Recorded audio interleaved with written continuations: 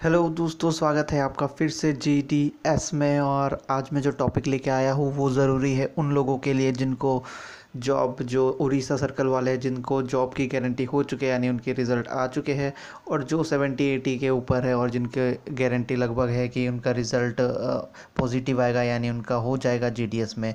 तो उनको क्या क्या सर्टिफिकेट तैयार करने हैं दोस्तों, वो मैं आज आपको बताऊँगा।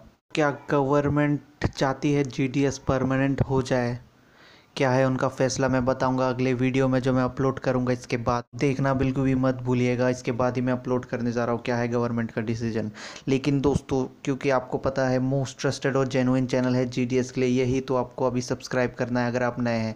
अगर आपको यकीन नहीं होता तो जाके यूट्यूब में आपको सर्च करना है GDS, और जो चैनल सबसे पहले आएगा उस पर सब्सक्राइब मारना है आपको। ठीक है दोस्तों, तो हम आगे बढ़ते हैं और देख लेते हैं क्या क्या इंपॉर्टेंट डॉक्यूमेंट्स है आपके लिए कंपलसरी, और क्या क्या आपको तैयार करना है अगर आपके पास अभी तक नहीं है। ठीक, तो दोस्तों शुरू करते हैं। एक नंबर में देखिए, फर्स्ट नंबर है हमारा, सबसे इम्पोर्टेंट है 10th का जो सर्टिफिकेट है, HSLC यानी हायर सेकेंडरी लिविंग सर्टिफिकेट। जो भी बोर्ड थे, जितने भी, उसमें जब आप अप्लाई कर रहे थे तो आपको कुछ वैलिड स्कूल जो बोर्ड्स थे आपने सिलेक्ट किए थे, जैसे कि CBSE और आपका स्टेट वगैरह का जो भी बोर्ड होता है, तो उसके जो सर्टिफिकेट है 10th के मार्कशीट और सर्टिफिकेट, ये सबसे मोस्ट इंपॉर्टेंट चीज़ है आपके पास होने चाहिए। अगर आपको कंपार्टमेंट लगे, यानी आपके बैक लगे हैं, या फिर आपने सेकंड सिटिंग में पास किया है, तो आपके वो वाला वैलिड होगा सर्टिफिकेट। ठीक है, तो आपको HSLC का सर्टिफिकेट और मार्कशीट चाहिए। और जो CBSE वाले हैं, CBSE वालों का मार्कशीट कम सर्टिफिकेट होता है, यानी दोनों कंबाइन होते हैं, तो टेंशन की ज़रूरत नहीं है, एक से काम चल जाएगा। तीसरे नंबर पे देखिए, बर्थ सर्टिफिकेट होना चाहिए, वैलिड बर्थ सर्टिफिकेट, यहाँ तो स्टेट गवर्नमेंट का, यहाँ तो सेंट्रल गवर्नमेंट का। कास्ट सर्टिफिकेट, यहाँ तो स्टेट या फिर सेंट्रल गवर्नमेंट का कास्ट सर्टिफिकेट वैलिड होना चाहिए। कंप्यूटर सर्टिफिकेट मोस्ट इंपॉर्टेंट है, यहाँ पे कंप्यूटर सर्टिफिकेट होना चाहिए।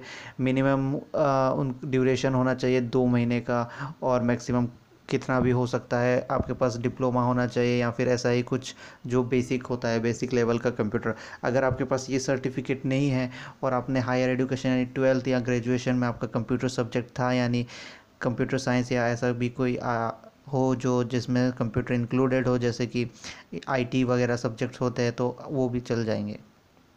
ये हो गया पाँचवा नंबर।